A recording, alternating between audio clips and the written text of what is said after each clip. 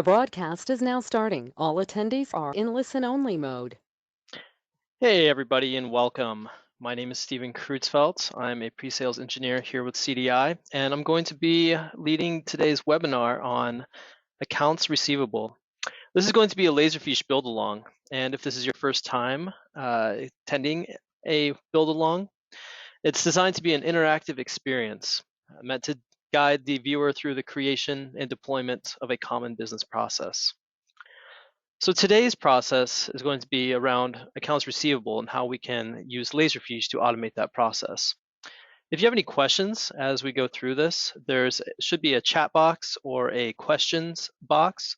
Feel free to post your questions in there, and then at the end, I'll take some time to answer any of the questions that you may have. In order to get the most out of today's webinar, be sure to take good notes. Screenshots are always good. Don't be afraid to ask questions. Be sure to complete the survey afterwards. We do look at those and are always looking for new ideas for webinars and ideas that might spark your interest and something that maybe you could use internally. And also know that this will be recorded and individual sessions are available. Usually it takes a couple days and then these videos will be up on our YouTube channel. So today's process is going to be around accounts receivable. I said the intended audience for this webinar would be Laserfiche admins and then also intermediate Laserfiche users. So it's not quite going to be a beginner webinar, but it's not necessarily advanced either. We're going to be looking at a couple of different solutions and using a couple of different applications that will require things like the admin console and configuring workflows, things like that. So you will need access to import agent. I take that back. You don't need access to import agent, but we're going to be looking at import agent. So if this is something you do already have, we'll walk through how we can configure this in an AR setting. Of course, we'll be looking at the Laserfiche client, and we'll also need access to the admin console. Not listed here, we will go through a little bit of workflow as well.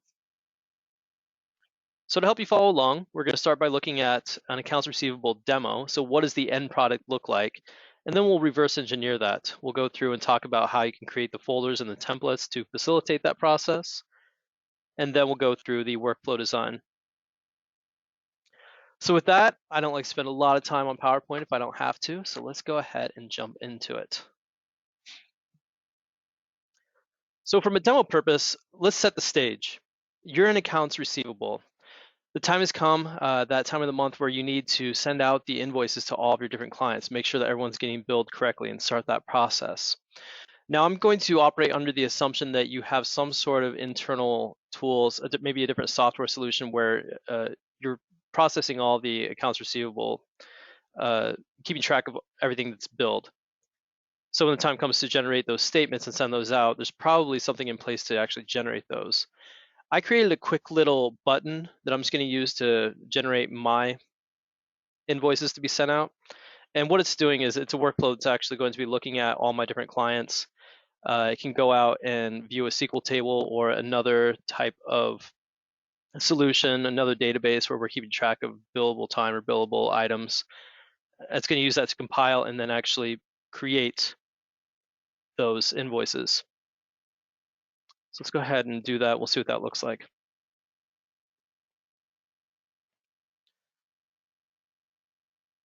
So once that runs, it's actually going to create them in this AR folder, and then you'll see we have subfolders 1 and 2 for invoices that need to be reviewed. And then once reviewed, then they are approved and ready to be mailed out or emailed depending on the preferred billing method for that individual or that organization. And I know I usually use Office characters, but today we're going to be using Seinfeld characters. I hope that doesn't mix you up too badly, but we're going to be using Elaine Bennis, George Costanza, Kramer, and Seinfeld. Those are going to be our clients today. This is worth mentioning. If you're not familiar with this capability in workflow, we do have the ability to generate documents like Word documents and PDFs. So this was actually created by the workflow. It actually went through and grabbed George Costanza's name, it found his address and everything, automatically populated the billing period, gave it an invoice number and a date. This is all populated by workflow.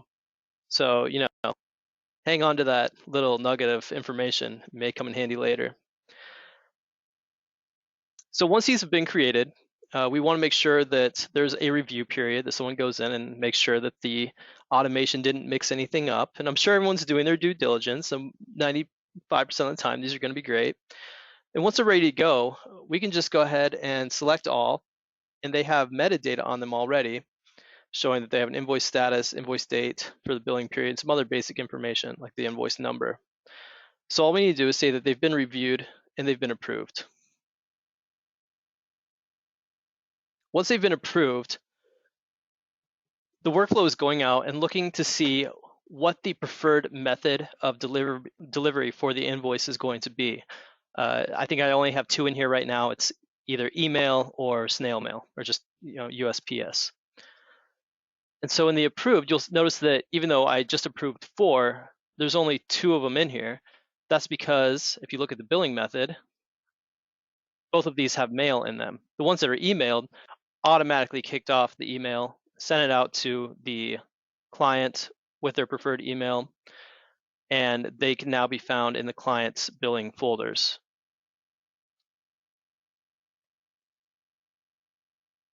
So we should have one for 1119. So here's Elaine's. You'll notice her billing method is email. So we can see that that is now been emailed and it's awaiting payment. So we can see the invoice status right there. Now for the ones that need to be mailed out, this is where the next step can come in, and you can just go ahead and grab each of them and use that fancy little print icon up at the top, print those out. If you want to have a workflow that automatically prints out the mailing addresses, you can do that too. Or if you are just using little envelopes with windows in them, we can make sure that they're formatted correctly. You got a couple different options there. But those can be printed out, and once they are printed and ready to go, just select all, mass change to awaiting payment, hit OK. The workflow is going to recognize that they are no longer need to be sitting in approved, waiting to be processed. They can now go into the client folders, into the billing folders. Now, I guess the final piece of this is you're just waiting for payment. And once the payments come in, the checks, things like that, those can be scanned in, manually processed as well. Depending on how you want to do that, you can drag and drop them, or if they're coming in via email, we can have different folders monitored in email to have those automatically come in. That's kind of where the import agent piece comes in also. You'll see I have an AR invoices option. And if you're not familiar with import agent, it's a Laserfiche application designed to monitor an external folder, or I guess network folder usually, but it can also monitor an email folder as well. So when emails come in, maybe payments or any sort of communication from a different organization or client or something like that, we can make sure that the import agent grabs it and sends it to a folder based on those variables or based on that metadata. What I have here is one specifically for AR, and it's just monitoring this network folder, C, users, admin, desktop, imports. It's actually right on my desktop here. I don't know if you can see that. But it's just constantly watching that. It's waiting to see if documents come in there, assuming that if the document is generated, brought in there, that it's an invoice like I already generated automatically. But I'm operating under the impression that we're using something like QuickBooks or some other sort of accounting software that is generating those PDFs and generating those invoices that need to go out. And rather than dragging them into Laserfiche or having an individual who only needs to use a Laserfiche license to get invoices in there, I don't know, seems like overkill. Why not just drop them into this import folder? So when it does that, when we're setting this up, it's pretty easy. You just tell it which folder to monitor. Say import all files all the time. And then there's a couple different tabs that you need to fill out here. One, what do we want to name it? Do you want to give it a specific name based on some variables?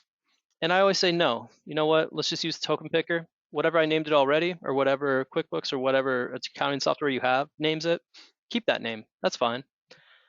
Where do you want to send it then? Which folder in Laserfiche? And you can use these ellipses right here to tell it exactly where you want it to go. And I'm going into Finance, AR, Review folder. You can select your volume here also. If you want to add a template to the documents as they come in, super handy, especially if you have a review process that's already in place. I said, yeah, sure. Let's give it the invoice number of the ID, so automatically generate that invoice number. You can also have it just leave that up and put that in manually. Make sure the date is populated, but we want to make sure that it has the invoice template and the review status as pending review. Those are going to be the two most important and most crucial here. You can add tags if you want. I've seen people use these in the past where, once something is paid, you just tag it as paid. And how often you want to import. Once processed, this can automatically create the Laserfiche pages if it's a PDF. It can also OCR the documents if you want to do that. So you've got a couple different options here. And then once it's done, you can tell it to either just delete it, say, you know what, we're done with it, we don't need it anymore, or you can move it to a processed folder. So the monitored folder and then a subfolder called processed. That way you don't actually lose the original document or anything like that. And the rest of these are just things like, do you want to create a new document with image and text? Electronic files, do you want to replace an electronic file? Metadata, do we want to overwrite it? Things like that. So once this is ready to go, what that would look like then, and again, this is just kind of another option. I'm going to close that out. Let's go ahead and open up our invoices. So I'm just going to grab all 4 of these, move it into my import folder, close this out. If we open that up, you'll notice they start to disappear. And that's because they're being automatically moved into the review folder, all right there. If we look at the metadata, you'll notice that it's added pen review, gave an invoice date. It didn't know the billing period because I didn't tell it that, but that can always be updated whenever. So then the last piece, while we're waiting for people to pay us, if we want to see, maybe it's getting to be close to that 30 days.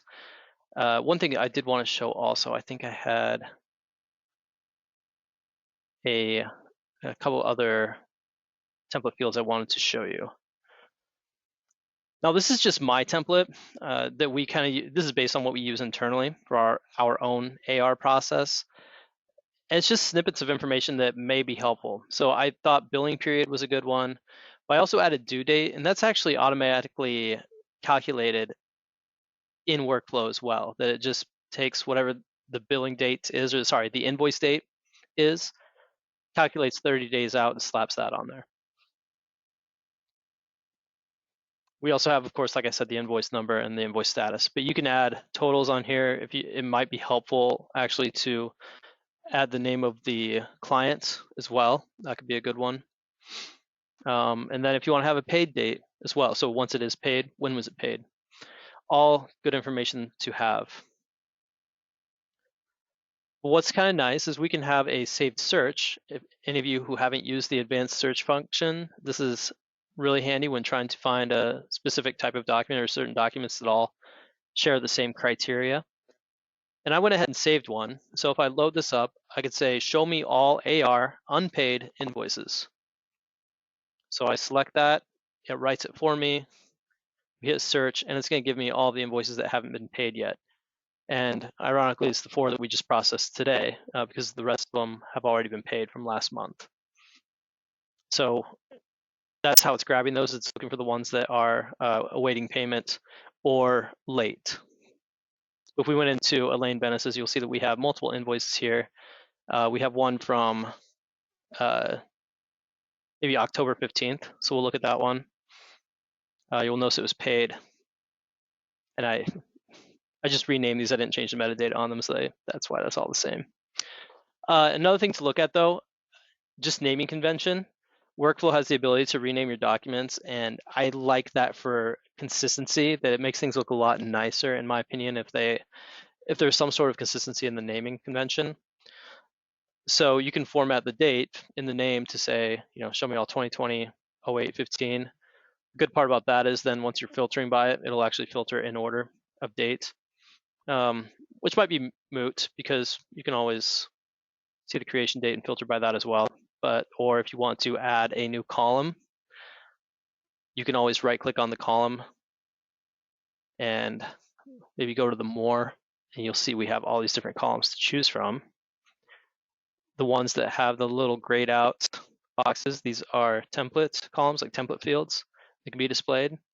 So if we know we're always going to be, in the billing folder, we want to see things like payment date or some other information about the accounts receivable, or rather AR template, we go through and find those.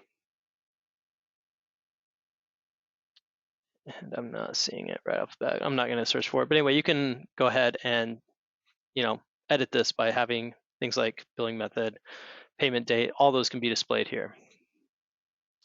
So that's the quick demo of how we could use this to automate AR. Now let's see how we built this, like what the background looks like. We have a little bit lighter group today, and so I'm going to take this opportunity to just go through some of the more fundamental pieces of building out process automation. If you think about the different components or different pillars of this, one important piece, of course, is going to have the metadata. I would say the very first piece of the foundation, though, is going to be the folder structure. So let's just, as a quick reminder, note that the two pieces are going to be the clients, but then also the finance, so the processing area. So I have a root folder under AR, under finance. I typically like to have my repository list out different departments. Now, of course, there are situations depending on, for example, if you are a municipality or a county or something, it might make more sense to have this set up a little bit differently, and also have things like public folders. But I like to have departments. And so under departments, finance, we would have the AR and we have the processing folder. If you haven't created folders in the past, it's not too tricky. You just select the folder that you want to nest folders inside of.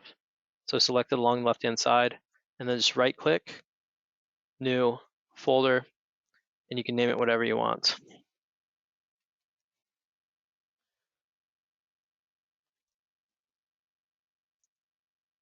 Maybe we need additional action on that one. And then just hit enter, it's ready to go. Another little fancy trick, you hit Control N. Control N is Control New. That'll create another folder too. So if you're trying to create a bunch of folders all at once, you can do that by just adding folders. Control N, Control N, Control N. And if you say, oh man, I don't need a folder named new folder or A or V, you can just select one, hold shift, select the last one, right click, and delete. Caveat, of course, being you have to have the security rights and the access in that folder in order to use the delete function. If you don't have that, it'll probably be grayed out. But that's how you create your folder structure. So similarly, if we want to go up to the clients and create a new client folder, we could just right click and create a new folder. Maybe you want County Banya. That one's gold, right? That's gold. So that's how we create our folder structure. Once the folder structure is in place, we can go ahead and create our templates. To create templates, we'll need to get into the administration console or the admin console, which is these little keys here. If you're not sure where the admin console's at, if you can't find it on your desktop, it's likely because it only exists on the Laserfiche server. Typically, only Laserfiche admins have access to this, and it is most oftentimes found on the server. If you have multiple repositories, you'll want to make sure that you're logging into the correct repository. Today, I'm using my LF Financial repository. So we can go ahead and log into that. I'm going to log in as the admin because I want to have access to as much as possible. To create templates and create new fields, we go into the repository, we can drop that down and go to our metadata management. You'll see there's templates and fields. Templates are made up of fields. So for example, if we go into our AR invoice template, you'll see we have invoice number, invoice status, invoice date. These are the different fields within that. If we want to make changes to those fields, we can go into metadata, fields, and then you'll see things like invoice date. I'm not sure why these are out of order. Another fun fact, if you want to sort by any one of these columns, no matter where you're at, you can. By just clicking the top, it'll sort it either numerically or alphabetically. So now we can see invoice number and invoice date right next to one another. One thing to be aware of when you're creating fields is there are field types. So you're going to give it a name, invoice date, and then if it's a date, we want to make sure that it's formatted as such, as a date. Other options in here, format as an integer / number, or number or integer apparently.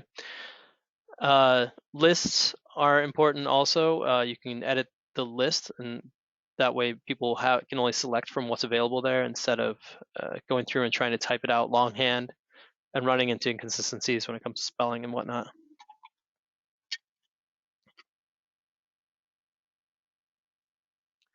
All of these also have security. Security can be applied per field or per template. So if you want to make sure that maybe the workflow user can change everything, you can select the workflow and say, you know what, I want to modify the invoice date. I want to make sure that workflow has access to do everything. If you don't set this, it pretty much just inherits whatever the everyone group has. So if by default everyone can read everything and everyone can change everything, you're probably not going to run into too many issues. But it is also best practice to make sure that like the admin user and the workflow user do have access to do pretty much everything. So when I edit this here, it's going to automatically edit it on the template level as well.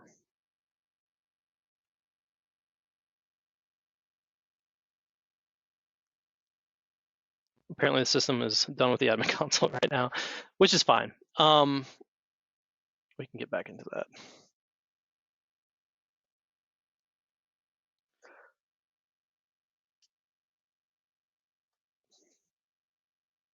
So when you're ready to create a new template, you go to the templates and you just right click and then say new template. So this is where I would create my AR invoice. I'm not going to save this one, so it's going to be okay. Now you can select from the existing fields. This is going to look right into the fields that we just looked at a second ago. So you can select the ones that already exist. That way you're not creating new ones every single time. One thing to be careful of though is if you have drop downs like document type, you may have city clerk document types, but then also finance document types. Well, they're going to be using very different documents. So rather than having a super long list, it might make more sense to have a specific document type for finance, a specific document type for city clerk, specific doc types for HR. Way I usually get around that is I'll give it a prefix. So if it's finance, I'll say fin doc type. And if you're using document types, I also recommend doing things like make that a list field. So edit the list. And then you can just start adding things into this. So it could be like invoice, then you hit enter to make a new line or a new option. I don't know, purchase order, etc. So then when they log in, they use that template, they'll be able to see that drop down. And then if maybe it doesn't exist, you can just start typing in whatever you like. Doc date. And then you'll want to make sure that it's a date field. And if you want to make this required, you can select the required button here. If you want to make sure there are multiple dates, so sometimes there's multiple document types or multiple users or associated clients or something like that, you can select multiple and that'll give you the chance to append fields at the end. I do want you to be aware of this though, the required button. This makes the field required at the field level, meaning that every single other template that it's on, it's going to be a required field. What I recommend instead of that is using this one, the required for this template. That way you pick when it's required, when it's not required, because it may not be required for all of them.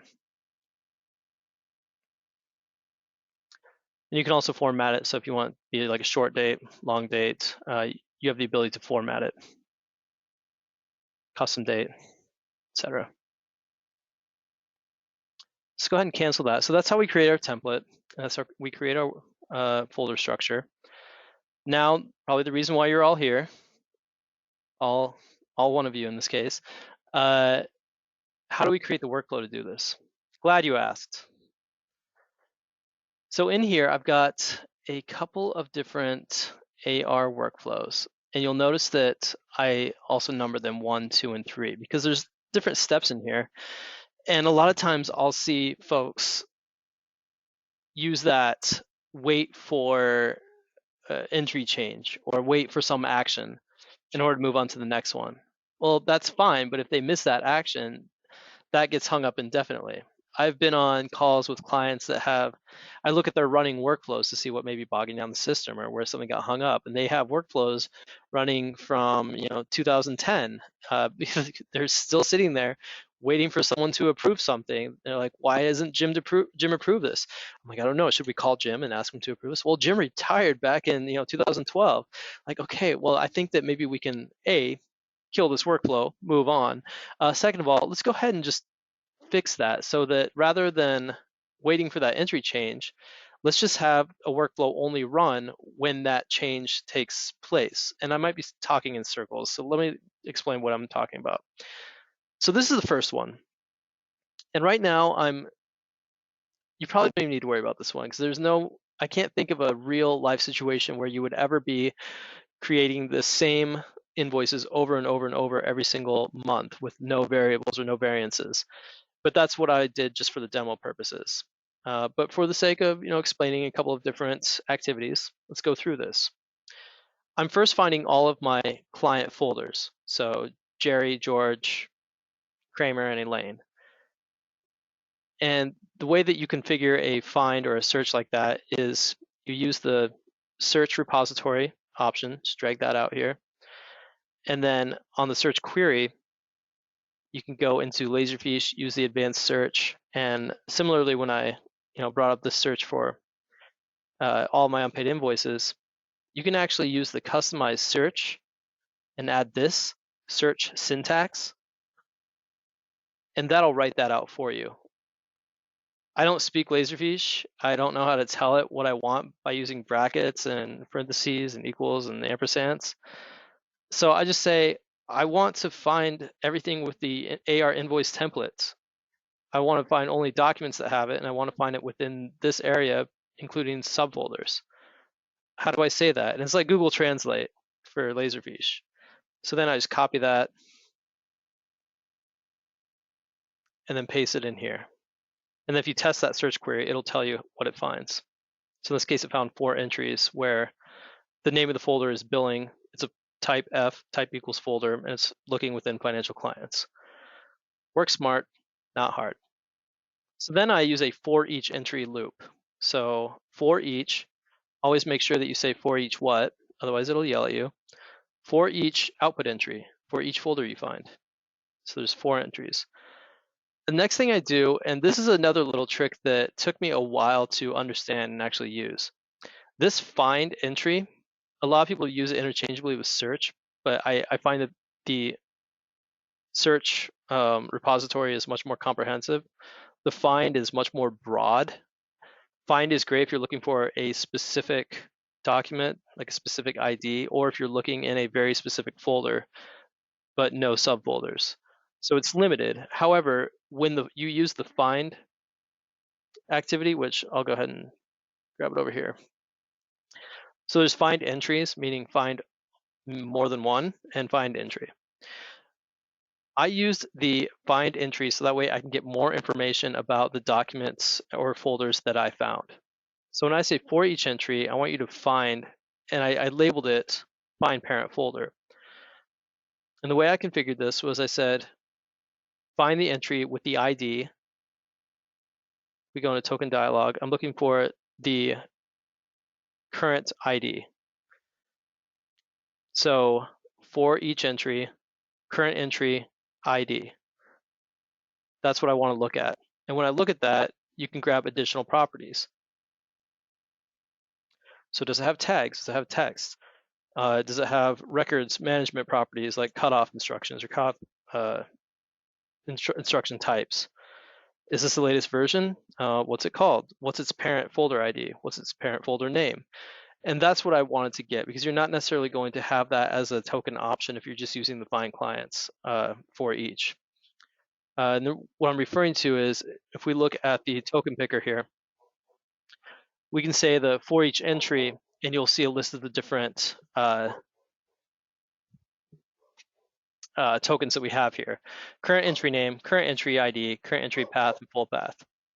Now there are little tips and tricks and ways that we could isolate the parent folder by manipulating the path, but it's a lot easier to just grab this, and then when I say I'm looking for the parent name, you'll notice in the parent, where is it at here? Find parent folder, we have all these different options now. So we have the basic output entry name, ID, and all that, but we also have the parent folder name, parent folder ID. So I use this in order to get that token. I'm also creating a couple of tokens to grab things like first name and last name. And the reason I'm doing that is because the folder is called Bennis, Elaine, or Seinfeld, Jerry. I want to break those up. And so the way that I break those up is I say, edit this token. So token first name, if we right click, click on the token selector and go to token editor, we can see I'm looking at the parent folder name and I'm applying a regular expression. If you want to see what your regular expression is due, this is just a fun thing, a fun way to kill some time, really. Go ahead and pop this open and say Kramer, Cosmo. And what this is doing is it's looking for a comma and then parentheses on either side say return everything in parentheses. And I just use dot plus. Dot means any character no matter what. Plus means to the end.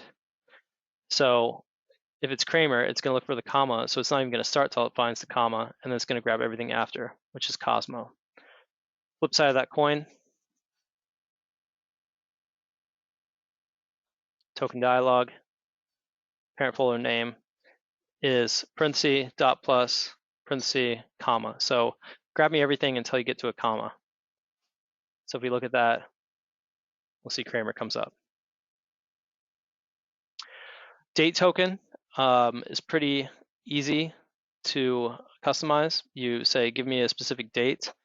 Anytime you see percentage date like that, that means today's date. It's automatically looking at whatever today is. And then we just want to modify it, and we want to add 30 days. So that's how I grab the payment date. Retrieve field values is then going to look at what we have so far, and we're grabbing the retrieve field values. Retrieve field values means read the template. And so you can always select your template here. Although actually I wouldn't be looking at that because it's a folder.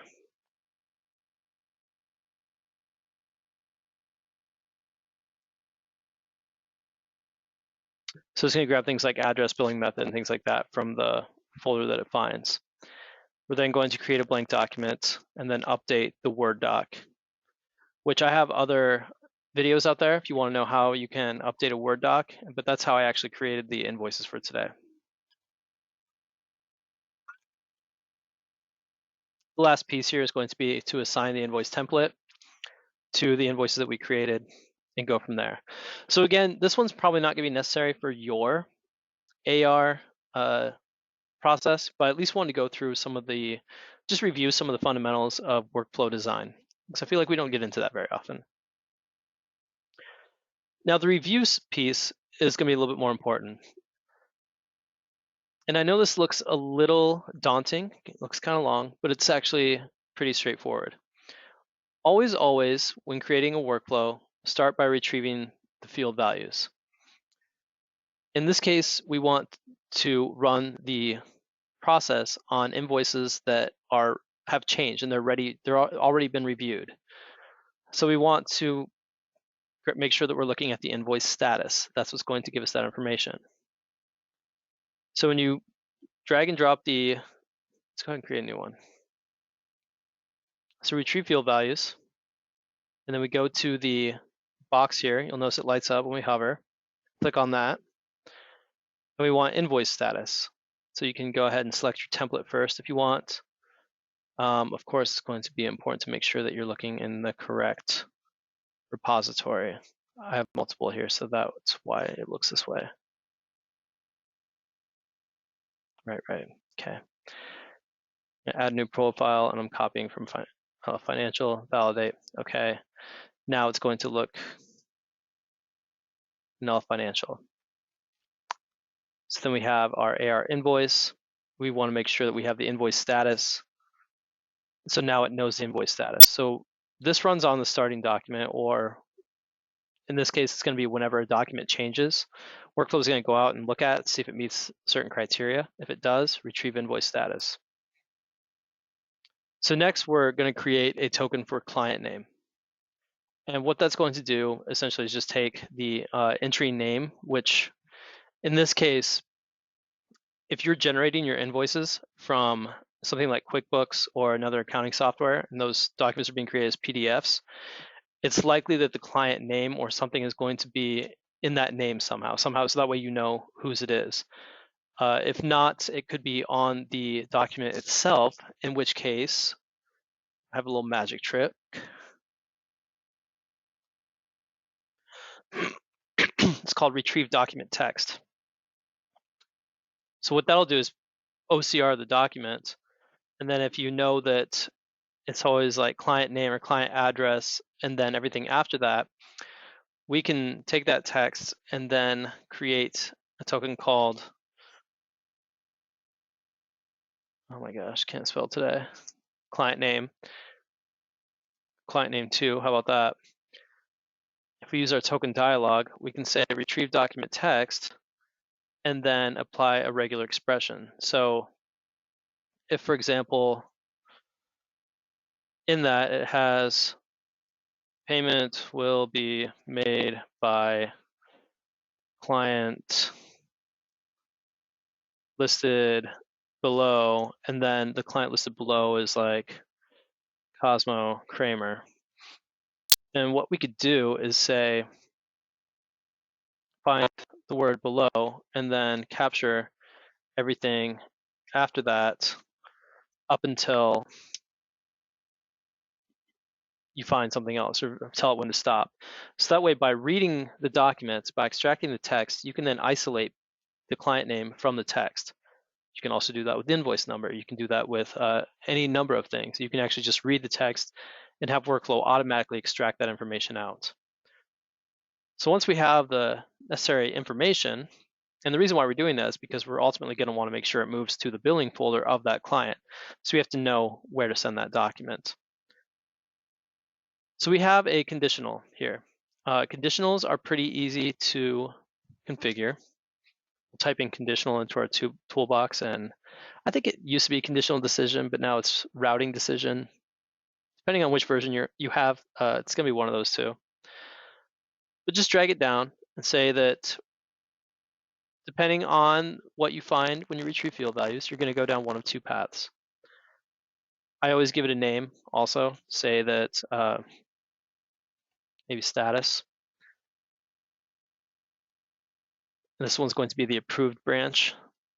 And then we go into our condition. So select that and say that the token retrieve field values invoice status, which we have here because we're retrieving it, if it equals approved, go down this path.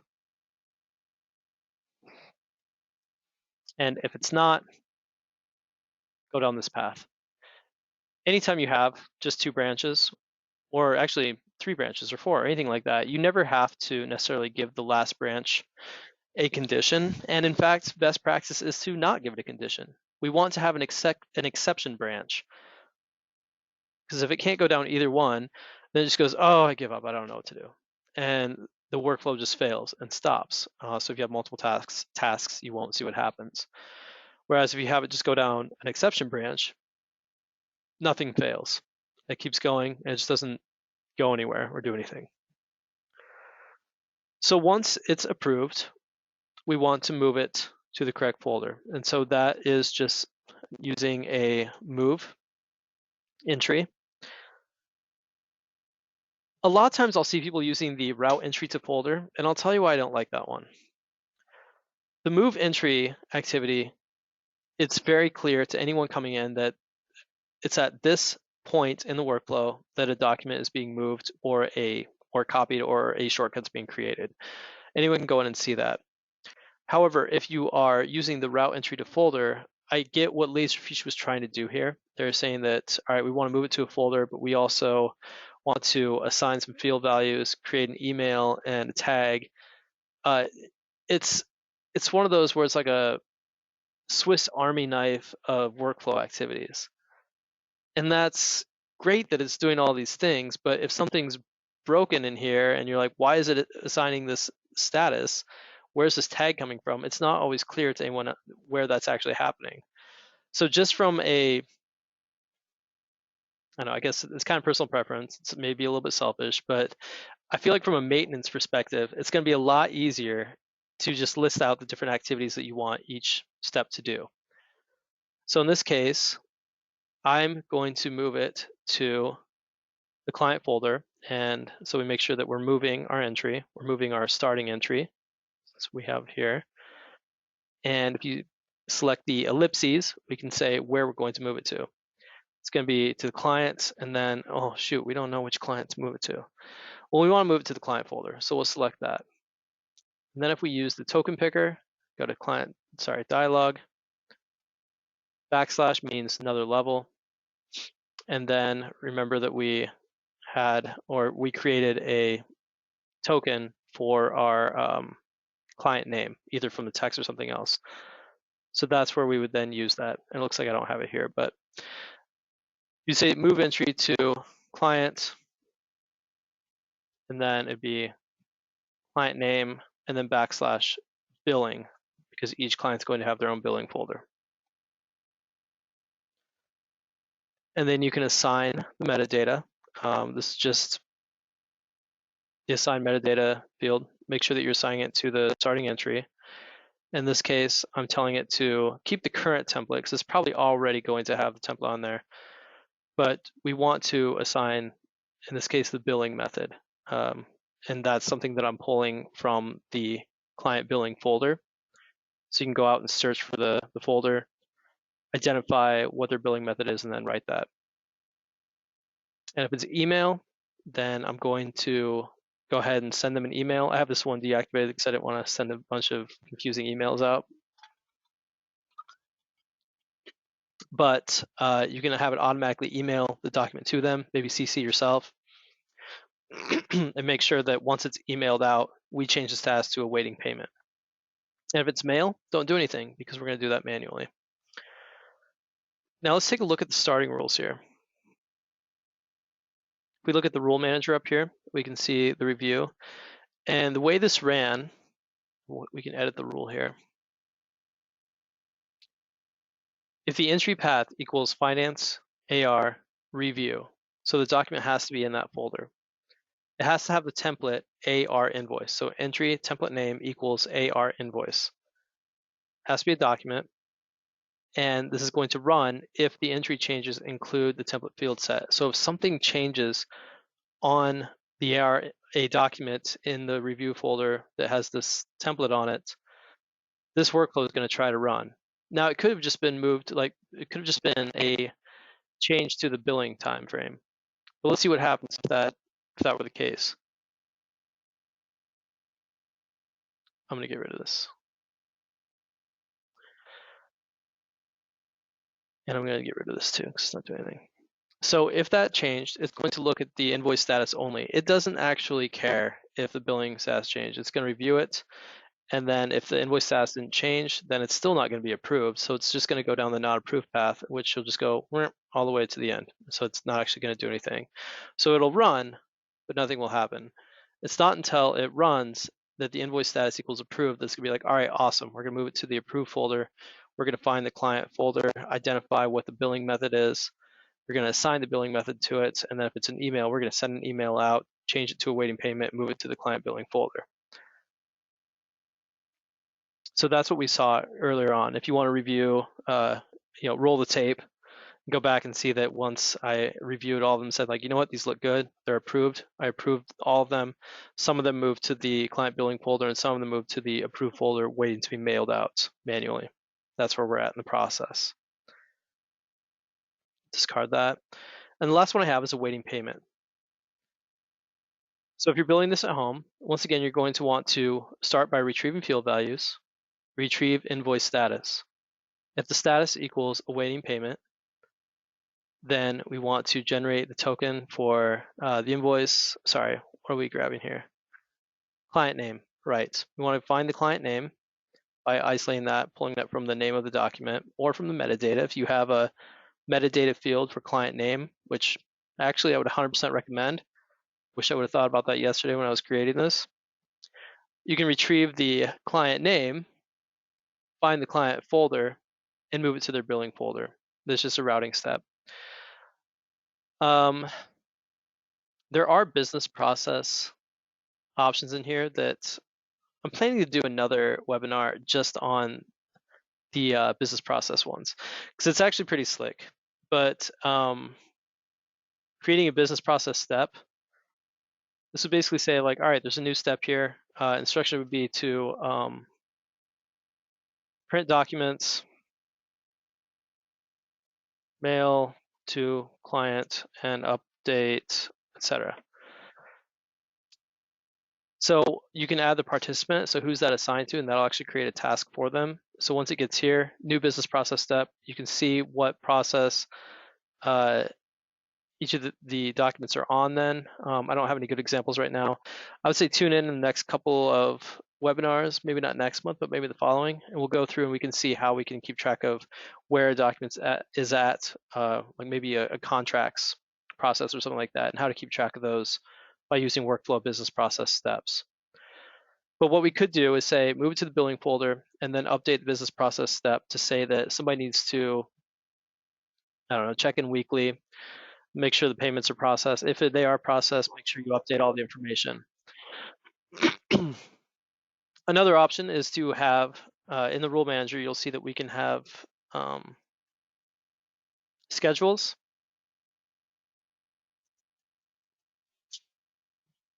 So if you go to the schedule, you can actually say, you know what, repeat monthly or repeat weekly on this date, like runs every Thursday. You can say, you know what, no, run on Monday. Okay. So that I can say, you know what, go through and run a workflow that searches for all invoices that are awaiting payment or late, or if they are past a certain date, assign them as late and then send an email out to them, send an email to me.